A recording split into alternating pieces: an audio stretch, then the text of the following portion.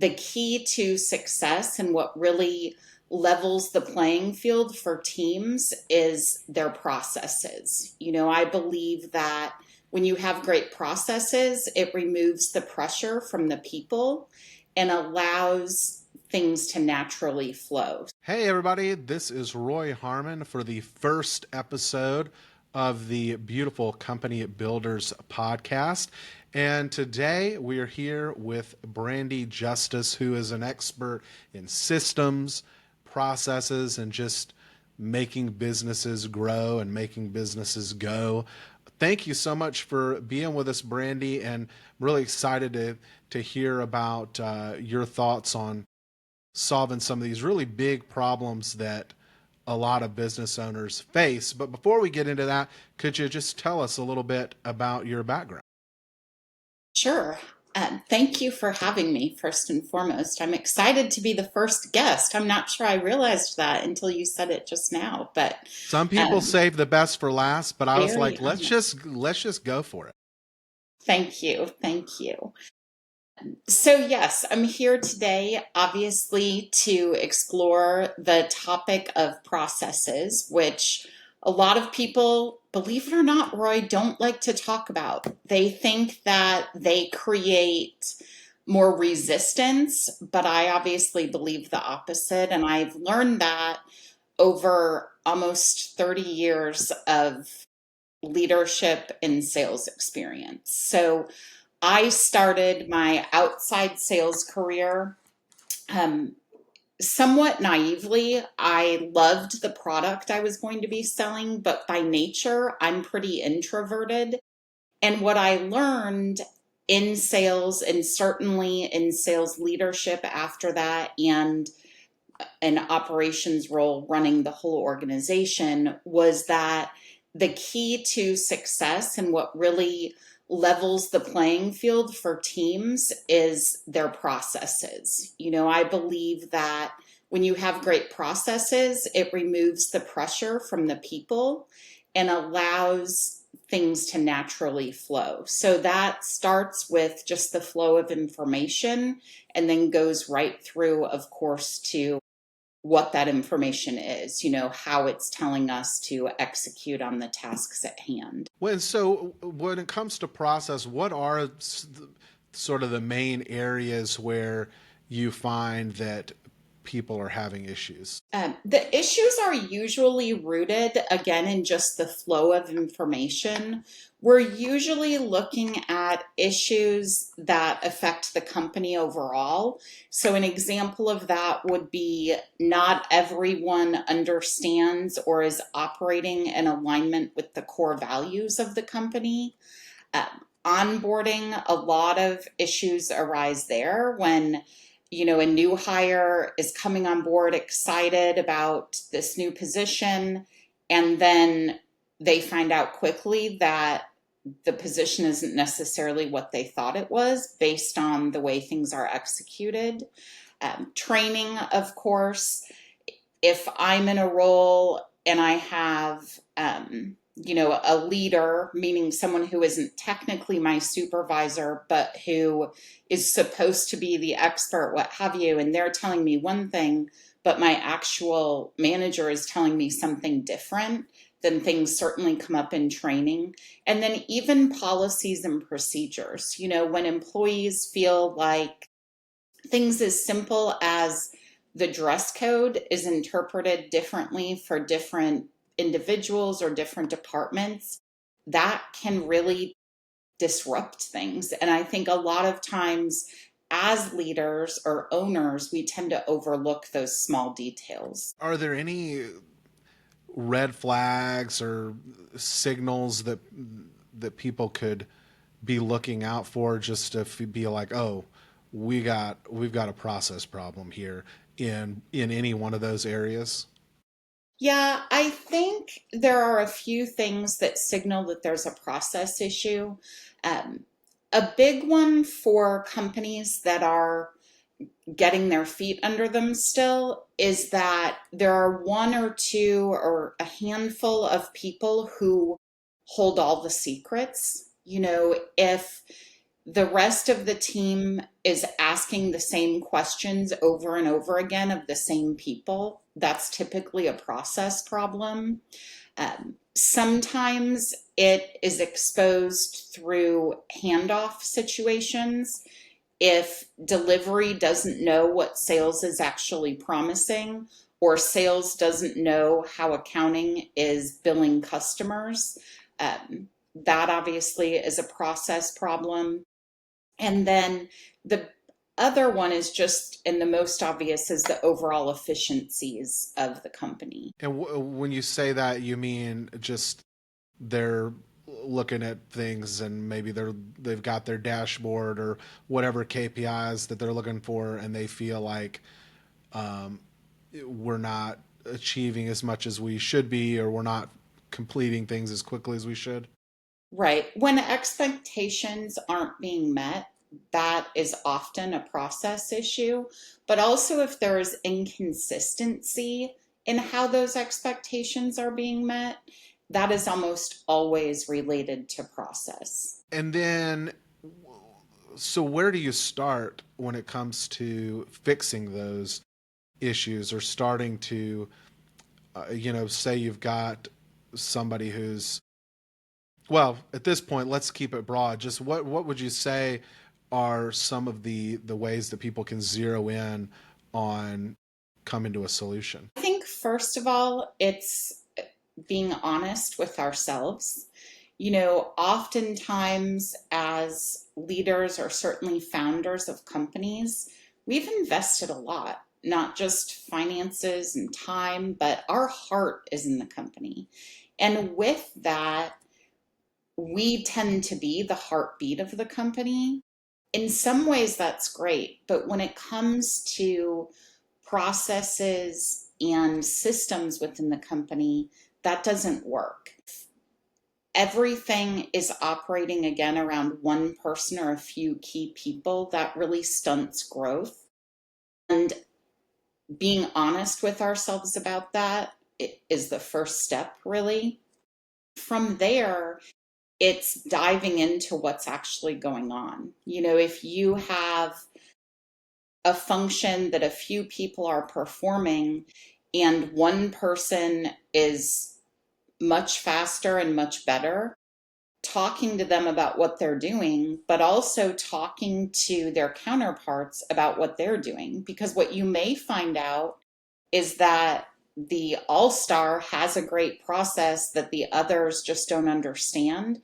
But you also may find out that the all-star is cutting a lot of corners, and that's why they're so fast. You want to surface those issues where they're cutting corners before it becomes a true problem down the road. Gotcha. Yeah. Well, and so I love that idea of looking for what at least maybe appear to be bright spots. Somebody is doing a great job, and either you can learn from what they're doing right, and Right. then maybe if there's some areas where it's like, oh wow, they're doing really, they're getting through these really fast because they're just uh, throwing them all in the trash Right. or something like Exactly. that. Exactly. Either way, that's something you kind of look for, those outliers maybe. um, well, what are some of the most common problems that you see? Maybe you could tell us one or two from each of those areas: the company overall, the onboarding, the training, and then the policies. I think with onboarding, the biggest challenge is that companies have yet to understand that when a new hire starts with them, they're auditioning. The days of walking into your first day at a new company and assuming that you're going to be there for even 5 years, let alone 10 or 15, are long gone. I think new hires walk in, um, I wouldn't say skeptical, but they're looking for confirmation that what they're expecting is the reality. So when onboarding is unorganized, or there are Again, conflicting messages. If they're reading on a screen that the dress code is no jeans, but they look around and they see 5 people in the office wearing jeans, that is a red flag to them. And things can really spiral from there. So, having an onboarding process that is clear and consistent, but also that allows them to feel involved right from the beginning is very important. Um, Training, there are so many issues that I see with training. Um, Understanding how people learn, I think, is the core of that. And understanding that as adult learners, we all learn very differently is such a key in training that a lot of companies miss, which isn't necessarily, through any fault of their own. Again, oftentimes we train things the way we perceive that they've always been done, but we forget that someone coming in may have had completely different experience and it may not make sense to them. So using different avenues for training, obviously hands-on training, but having documentation to back that up, combined with videos, combined with knowledge checks at certain points is so important. The policies I talked a little bit about with onboarding, just making sure that policies are clear and consistent. And then with the overall company, I think the key is to just make sure that employees feel empowered, because when they're in the know, they tend to do a lot more. So again, clarity and accessible information can make all the difference in the world. Yeah, that does seem to be one that's, and this kind of goes through all these areas, is just clarity and understanding expectations, because I think most people have been through that situation where you go in for your first day at work and there's like, you feel like you don't know what to do, or maybe somebody, they drop you off at your desk and you're like, well, I mean, I don't want to just sit here and play Angry Birds. It's Right. 2025. People haven't played Angry Birds in a Exactly. decade, but you've got to do something. Right, right, right. It's very interesting. I worked with a company recently who had 65 employees. I mean, a decent sized company where the CEO made a point of meeting with every new hire for 90 minutes, which on the surface is a great idea, right? He's very invested. You would think that as a new hire to spend that kind of time with the CEO would be very, make you feel very welcomed, what have you. But here's the challenge: he had 65 employees and was running a, a big company, a lot bigger than 65 employees from an operations standpoint. So sometimes he met with a new hire on the first day. Sometimes he didn't meet with them for 2 or 3 weeks. That was the first challenge, was if I was hired 4 weeks ago and I just had my meeting yesterday and I see Johnny, who got hired this morning, is getting his meeting today, something in me thinks, consciously or not, that Johnny's role is more important than mine. So that's a problem. And in these meetings, he would talk about the company history, which he was justifiably very proud of. He would also talk about the core values of the company and the vision of the company. All really important things that you want everyone on your team to understand. But he was so passionate and so excited about what he was talking about that when we dug in with new hires, not necessarily new, but people who'd been through this process, they told us that that meeting was very intimidating to them and overwhelming.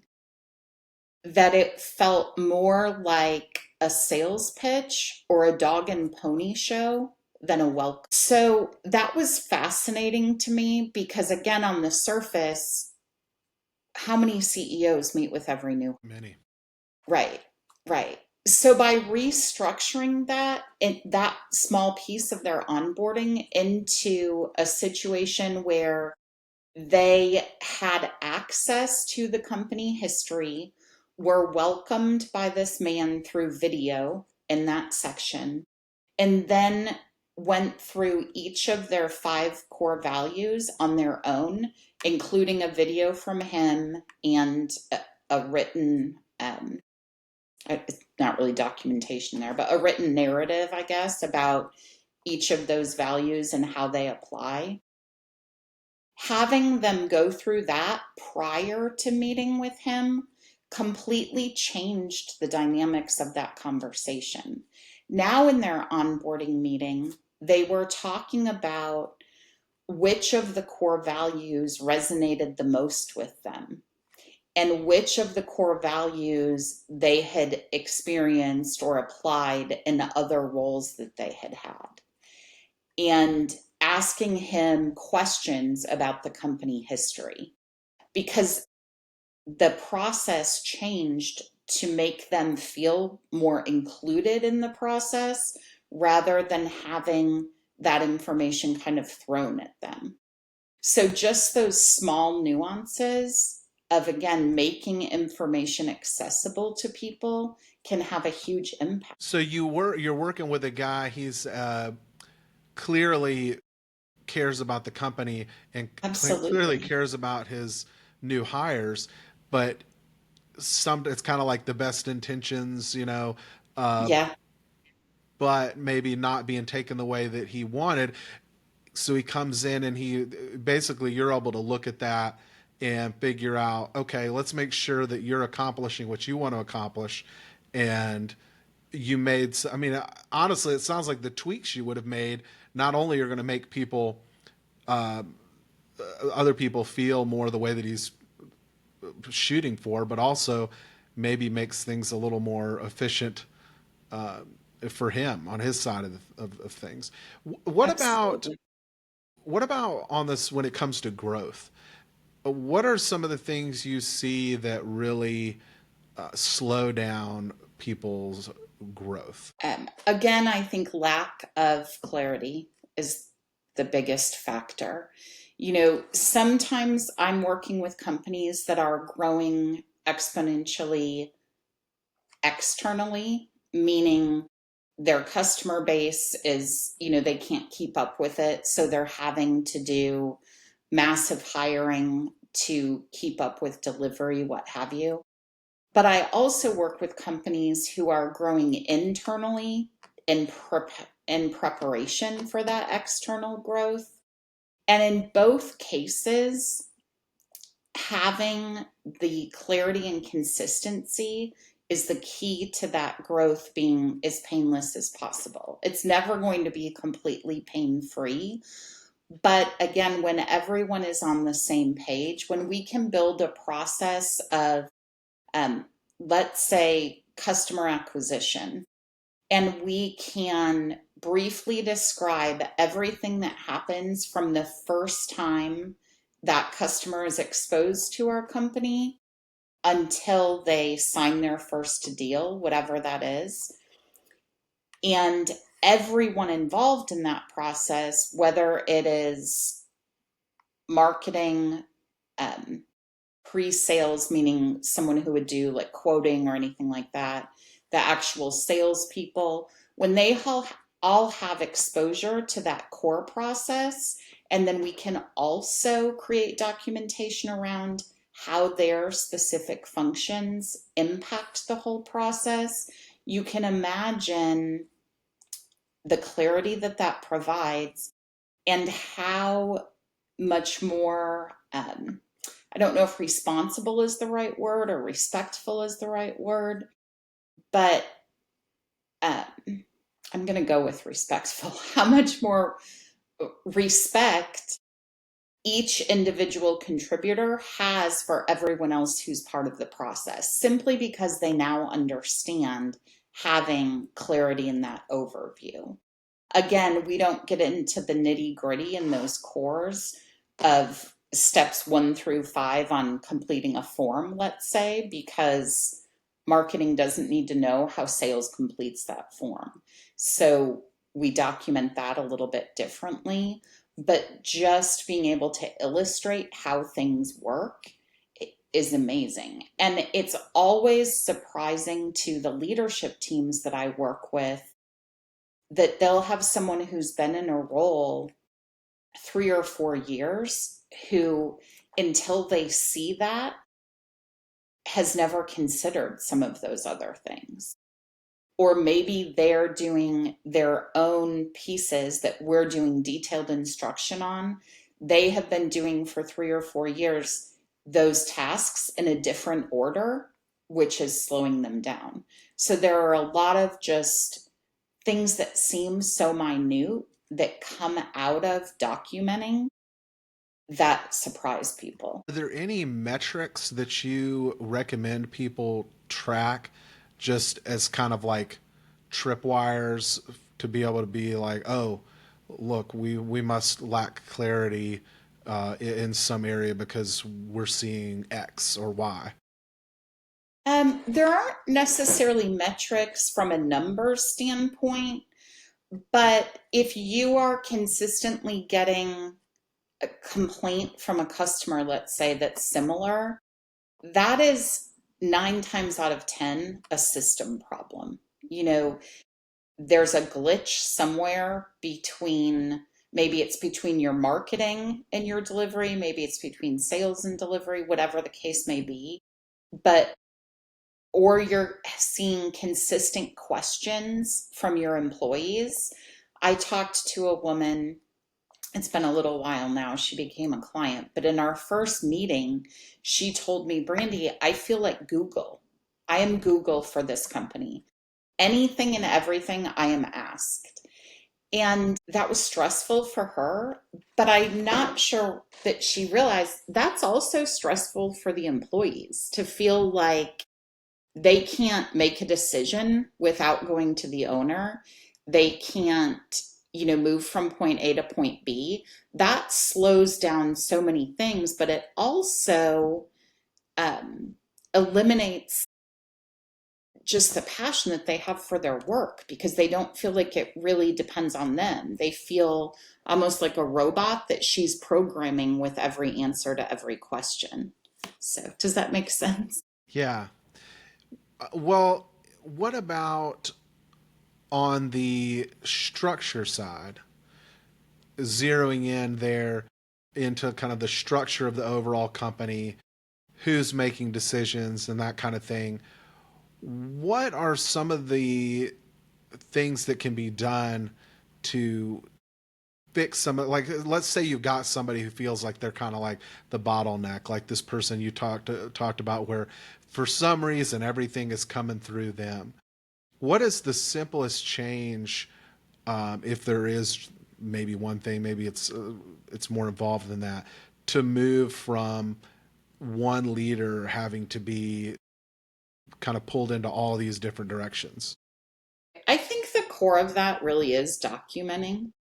I think as you're building a company, whether you are doing that as solo as one person, or maybe, you've got 4 partners, but as you're building, everything is being built off of your knowledge and passion. So you are elbows deep in everything that's happening.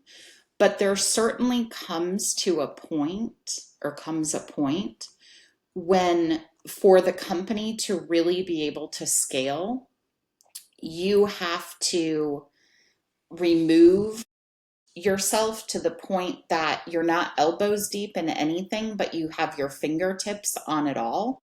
And that is what documentation allows you to do, to make sure that everyone has access to the same information in the same way. I work with a lot of companies who um, train hands on. And for a lot of them, that's absolutely necessary based on what they do.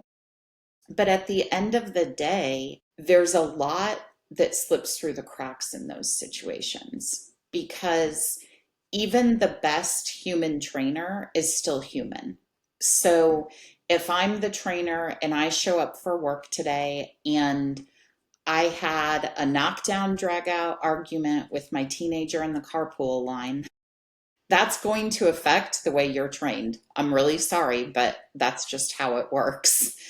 And eventually, maybe things will come together, but that affects your first day, your second day, your third day, from an onboarding standpoint and from a training and execution standpoint. So when we can, again, document the process, and then as the trainer, I'm reviewing that with you. First of all, it forces me to stick to the actual script because I know that you have it. And second of all, it gives you that point of reference to always go back to, which again leads to that flow of information empowering each team member. So foundationally, it sounds like the number one thing, just to kind of like get to the basics, is you need to have documentation. You need to basically memorialize everything to where it's not just out there in the ether. Right. And then the next step, well, I guess the next step would be training the people you have on that if you already have them. But let's say you don't, it would be onboarding. And now you have to get to the point where other people are now able to understand these things when they come in and they're new. Is there anything that you see people do that you feel like is not helpful when it comes to onboarding? Is there anything that you ever see people doing you're like, that's a waste of time, stop doing that, do this instead? I think overwhelming new hires is the biggest thing that I see. Sometimes less is more. And I think onboarding is somewhere where that applies. Let them master something before you throw something else at them. And just, some of the basics, like don't tell someone to do something that you would never do yourself. Maybe that's not part of your role now, but you have to convey that you understand how that works and that you would be willing to do it and able to do it if it came down to it. I don't know if I like that. You might want to edit that out. Well, well, is there a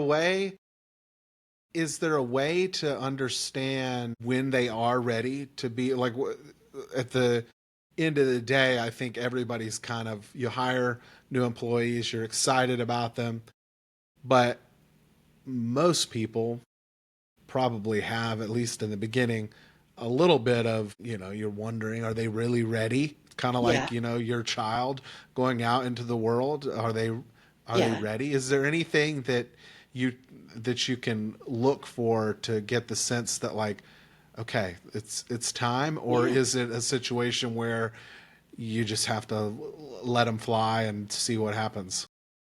I think that really depends on the role, and what they're doing. And a lot of things you can observe what they're doing and know they've got it or they don't. But when we do documenting, there are systems that I use to build training that we can embed testing in, even. In some companies that I work with, you know, on the overview processes that I was talking about, the core process where everybody's just kind of getting exposure, maybe a passing score on those tests is 80% because we just want them to have the general idea of how to get from point A to point B to point C. But then the specific role content, a passing score may be 100% because it's really important that you get this right. The stakes are high. Um, so that is a way as well. And is training included in that I mean, obviously there's going to be some training, but I mean, when you're talking about that as far as auditing processes and things like that, is there how important is ongoing training, and where does that come into play for companies who are really wanting to make sure their processes are locked up tight? Yeah, I think ongoing training is really important, and that is part of the culture, right? The idea is to build documentation so that you have a single source of truth in the company for who we are and how what we do and how we do it, right? So when you're first introducing that, involving each individual contributor in the build process is how you can speed up and strengthen adoption of that playbook, so to speak. Then it's a matter of adopting that and running your business with that as your single source of truth. If you're Google for your company and this has been built, then when someone's knocking on your door frantically with a question, as much as you want to make it easy and respond, you need to take a deep breath and say, have you checked our playbook? You know, it's redirecting the way people operate and where they go to consume information. And is there a so for the kind of skills where you just very critical skills, are there any recommended ways to actually train those skills, like the ideal sort of way? You mentioned that different people learn different ways. Maybe it's a matter of teaching everything in a number of ways. Yeah, I think you hit the nail on the head with that. I think it's giving them options for how to consume the information. Again, whether that's reading, whether that is testing, whether that's watching videos, whether that is, pairing them up with a mentor, and then finding the balance in that based on what you do and who your people are, really. I've worked with several services companies, excuse me, where obviously the techs in the field consume information and learn differently, want to learn differently than the administrative teams in the offices. So as we're building, we have to take that into account, of course. All right, last question. When Sure. it for and you've touched on this a little bit, but for standard operating procedures, Hmm. and what is the best what are the best ways, the best things that people can do to make sure that those are all in one place, that they're easily found, that you have a spot where you can say, okay, I'm not going to answer that. You need to go here. Yeah. There are actually a couple of different platforms that I work with, and I can help people make that right decision for their company for that. That way it's online, accessible 24/7 to everyone. I think the days of having your SOPs as printed PDFs in a binder on a shelf have passed because if you did Thankfully. that 5 years ago, that binder's probably still on the shelf. Um, Right. And so people who don't work in the office don't even have access to the shelf. exactly, exactly. So it is an undertaking, but the payoff is, I think, at least 10x what people expect it to be. Most of the time, people bring someone like me in because there's a single process in their company that they know isn't working. But what they don't take into account is how changing that process and changing the way people access information changes the way that they feel about their work, which obviously changes the way they perform, changes how long they stay, impacts the culture, all the good things. You have a an audit that people can go through for their processes. Can you talk to us about that and tell people where they can get it? Absolutely. I offer a self-guided process audit at no cost. It can be requested through my website, which is brandeejustus.com, brandeejustus.com. And that just offers a series of questions designed to examine, again, how information is flowing for the company. It looks at onboarding, training, policies, and procedures, as well as general company information, just to give leaders an idea of where the bottlenecks might be. So that is a great starting point. If you feel like something's off, or if you know you're preparing for growth and you're holding your breath, you're a little skittish because you don't know that you can work any more hours in a week or that you can provide any more guidance, then the audit is a great place to start and just kind of to evaluate what the plan should look like. Awesome. Thank you so much for being here, Brandee. I hope you'll come back. Thank you. It was great, Roy. I appreciate it.